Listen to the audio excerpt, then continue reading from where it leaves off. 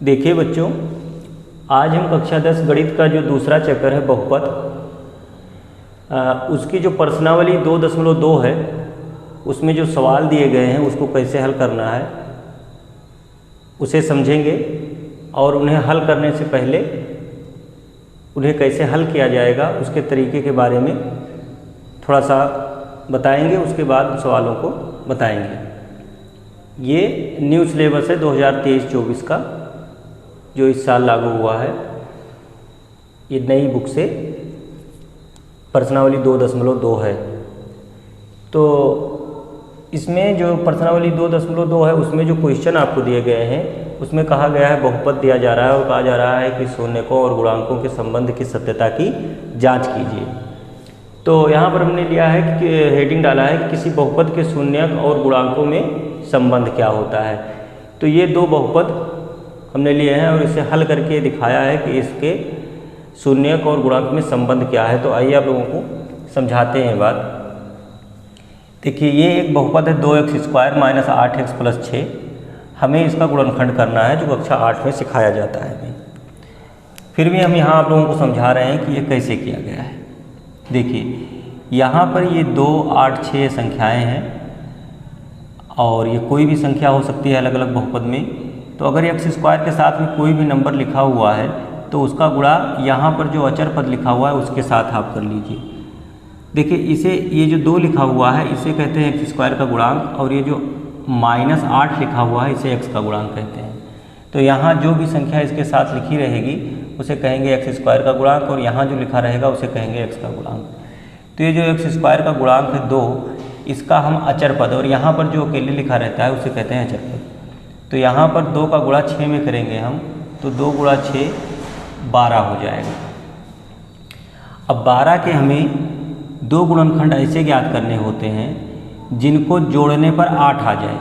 2 गुणनखंड ऐसे चाहिए जिनको जोड़ने पर 8 आ जाए और गुणा करने पर 12 आना चाहिए। देखो, इसको 2 से कैंसिल करेंगे तो 2 × 6 12 और 6 और 2 को अगर हम जोड़ें तो 6 + 2 = 8 आ जाता है।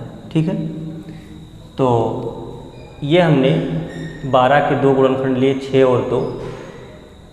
8 इसलिए लाना है क्योंकि यहाँ पर 8 है। यहाँ पर अगर कोई और संख्या होती तो हम वो लाने की कोशिश करते हैं। एक बात और बता दें, अगर ये अचर पद के सामने प्लस लगा हुआ है तो यहाँ पे जो भी संख्या रहेगी ये जोड़ कर लाई जाएगी और अगर यहाँ पर माइनस है तो इसे घटा कर लाना पड़ेगा। तो 6 + 2, देखिए इस x को हमने पहले लिख लिया है और 8 की जगह पर हमने 6 + 2 लिख दिया है। ठीक है, बाकी सब वैसे लिखा है। 2x², ये -x, अब इस ब्रैकेट में गुणा करेंगे तो -6x हो जाएगा और माइनस प्लस का गुणा -x और 2 का गुणा 2x हो जाएगा। फिर उसके बाद +6 ऐसे लिख देंगे। ये 2x² - 6x है।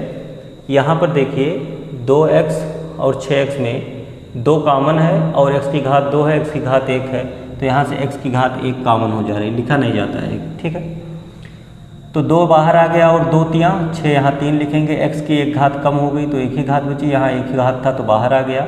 उसके बाद -2, यहाँ 2 था यहाँ 6 था तो 2 बाहर आ जाएगा, कॉमन ले लेंगे। 2 × 1 = 2, यहाँ 1 बचेगा तो x से गुणा होकर के x ही रहेगा और ये 2 × 3 = 6। अब उसके बाद में ये x - 3 दोनों पदों में समान है तो इसको बाहर निकालेंगे x - 3 और जो बच रहा है 2x - 2 इसको दूसरी ब्रैकेट में लिख देंगे। इतना करने के बाद क्या करेंगे कि ये x - 3 = 0, ये एक जो इसका गुणनखंड है इसको x - 3 = 0 तो x = 3 बराबर के दूसरी तरफ जाएगा, ये माइनस प्लस में बदल जाएगा। और ये 2x - 2 = 0 लिखा तो ये 2x = 2 हो गया। अब ये 2 × 1 = 2 और 2 × 1 = 2 कट जाएगा तो x = 1 आ जाएगा। देखिए, x के जो 2 मान आए हैं इनको हम इस बहुपद के शून्यक कहते हैं। बहुपद 2x² - 8x + 6 के शून्यक 1 और 3 है। ये हमें शून्यक मिल गए और हमें यहाँ पर देखना है किसी बहुपद के शून्यकों और गुणांकों में संबंध। तो इसके गुणांक क्या हैं? ये है 2, ये है 8 और ये 6। ये अचर पद है, ये x का गुणांक है और ये x² का गुणांक है। देखिए, हम शून्यक ज्ञात कर चुके हैं। अब हम यहाँ पर लिखेंगे शून्यकों का योगफल। तो जो शून्यक हमें मिला है 1 और 3 उसको जोड़ते हैं। 1 + 3 = 1 और 3 को जोड़ोगे तो ये 4 आएगा जो हमने पहले लिख रखा है यहाँ पर। और 4 आने के बाद में हमने क्या किया है, इसमें 2 से गुणा भी कर दिए हैं, 2 से भाग भी कर दिए हैं। ऐसा हमें क्यों करना पड़ा? क्योंकि हमें यहाँ पर इसमें संबंध दिखाना है, इसके बहुपद के गुणांकों में संबंध दिखाना है इसे। तो यहाँ पर जो 4 आ रहा है वो तो किसी से मैच हो नहीं रहा है, तो यहाँ पर हमने क्या किया, 2 से गुणा भी किया, 2 से भाग भी किया, तो ये 2 चौक 8 हो गया और बटे में 2 आ गया। तो ये 8 जो है वो x का गुणांक है और बटे में 2 लिखा हुआ है तो वो x स्क्वायर का गुणांक है। तो इस तरीके से फिर हमने क्या किया कि यहाँ 8 प्लस में था और यहाँ हमने ब्रैकेट के अंदर एक माइनस लिया और ब्रैकेट के बाहर एक माइनस लिया, तो इन दोनों का अगर हम गुणा करेंगे तो फिर से वही आ जाएगा। यहाँ पर हमें माइनस क्यों लेना पड़ा? क्योंकि ये जो x का गुणांक है ये माइनस में है पहले से। देखिए x का गुणांक -8 है और ये +8 आ रहा था, तो यहाँ पर -8 होना चाहिए।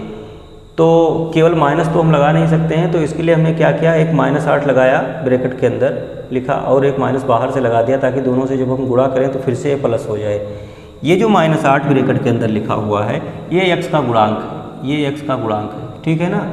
ये चिन्ह के साथ गुणांक लिया जाता है, तो इसकी जगह पर हम लिख देते हैं x का गुणांक, ये माइनस बाहर वाला है लगा हुआ है, और ये जो 2 है वो x स्क्वायर का गुणांक है, तो इसकी जगह पर हमने लिख दिया x स्क्वायर का गुणांक। तो देखिए इससे निष्कर्ष ये निकला कि जब हम किसी बहुपद के शून्यक को जोड़ते हैं तो उनका जो योगफल होता है वो बराबर होता है -x का गुणांक बटा x स्क्वायर के गुणांक के।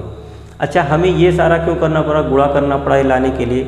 इसका मेन कारण ये रहा कि ये जो 2x बराबर 2 आया था, अगर मैं यहाँ x बराबर 2/2 ही लिख देता, इसे कैंसिल ना करता, फिर ये 2/2 में ला करके यहाँ पर 3 में अगर जोड़ता, तो देखिए 2/2 + 3 जब इसे मैं जोड़ता तो 2 + 2 × 3 = 6/2, तो 6 दूना 6 और 2 8/2, 8/2 सीधा सीधा यहाँ पर आ जाता, ठीक है ना। तो यहाँ पर चूँकि हमने कैंसिल कर दिया था इसलिए फिर से हमें वही काम करना पड़ा यहाँ पर। तो जब किसी बहुपद के शून्यकों को हम जोड़ते हैं तो वो बराबर होता है, उसका जो योगफल आता है वो बराबर होता है -x का गुणांक बटे x स्क्वायर के गुणांक के। अब गुणा करके देख लेते हैं शून्यकों का गुणनफल। देखिए शून्यक आया है 3 और 1, तो इन दोनों का गुणा करेंगे तो 3 × 3, और फिर से यहाँ हमें 2/2 करना पड़ा, क्योंकि वही हमने समझाया आपको कि ऐसा क्यों हो रहा है। तो क्योंकि 3 तो यहाँ पर कहीं है नहीं, 6 है, तो 6 का ये 3 है, अगर 2 से गुणा करें तो 6 हो जाएगा, तो 3 दूना 6/2, 6 क्या है, अचर पद है, यहाँ पर लिख दिया अचर पद 6 की जगह पर, और बटे में क्या है 2, तो 2 क्या है x स्क्वायर का गुणांक बटे x स्क्वायर का गुणांक। तो पता ये चला कि जब किसी बहुपद के द्विघात बहुपद के शून्यकों को हम जब जोड़ते हैं तो बराबर हो जाता है उसका योगफल -x का गुणांक बटा x स्क्वायर के गुणांक के, और जब शून्यकों का गुणनफल करते हैं, गुणा करते हैं, तो वो बराबर होता है अचर पद बटा x स्क्वायर के गुणांक के। देखिए एक दूसरा उदाहरण भी लेकर समझ लेते हैं कि दोनों में सेम ये चीज़ें हो पा रही हैं कि अलग तो नहीं है। तो यहाँ पर हमने एक और उदाहरण लिया है 3x² + 5x - 2। हम गुणनखंड का प्रक्रिया जो है यही अपनाएंगे, लेकिन समझा दे रहे हैं। देखिए 3 दूना 6, 6 के 2 गुणनखंड निकालिए जिनको घटाने पर 5 आ जाए, क्योंकि अभी हमने बताया कुछ देर पहले कि अगर यहाँ माइनस है तो ये जो x का गुणांक है ये घटा कर लाना पड़ेगा। तो इसको जो है आप घटा कर लाना चाहते हैं तो फिर 1 से कैंसिल करिए, अगर पहाड़ा पड़ी 1 छक्का 6 में से 1 घटाएंगे तो 5 आ जाएगा, ठीक है ना। तो यहाँ पर हमने लिख दिया 5 की जगह पर 6 - 1, और फिर उसके बाद 3x² + x से जब गुणा किया तो 6x हो गया, और ये -x, जब x का गुणा कर रहे हैं एक में तो -x आ रहा है, और ये -2 ऐसे है, ये 2 जोड़े बन गए। यहाँ पर 3x कॉमन हो जाएगा तो यहाँ x + 2 बचेगा, यहाँ -1 कॉमन हो जाएगा तो x + 2 बचेगा। देखिए 3 जब कॉमन लिया तो 3 ये बाहर आ गया यहाँ से, और यहाँ 3 दूना 6 हो गया। x की घात 2 थी, x की घात 1 बाहर निकाला हूँ तो यहाँ 1 घात कम हो गई, और यहाँ 1 ही घात थी तो बाहर आ गई। उसके बाद ये जब माइनस यहाँ पर x है, यहाँ 2 है, कुछ कॉमन नहीं दिख रहा है तो 1 कॉमन हो जाएगा, -1 बाहर लिखेंगे तो ये माइनस चूँकि कॉमन है तो इसलिए अंदर का चिन्ह बदलेगा, ये प्लस हो जाएगा। अब देखिए दोनों ब्रैकेट x + 2 समान है, इसे बाहर लिखेंगे यहाँ पर। दूसरी ब्रैकेट में जो बचा हुआ है 3x - 1 लिख देंगे। तो अब x + 2 = 0 तो x = -2, और 3x - 1 = 0 तो 3x = 1, ये -1 इधर जाएगा प्लस हो जाएगा, x = 1/3। बहुपद 3x² + 5x - 2 के शून्यक जो है वो -2 और 1/3 है।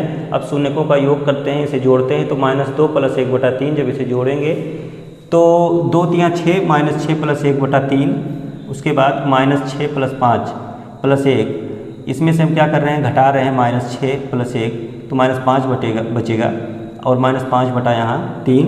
ये देखिए -5 क्या है, -5 तो नहीं बल्कि x का गुणांक जो है वो 5 है।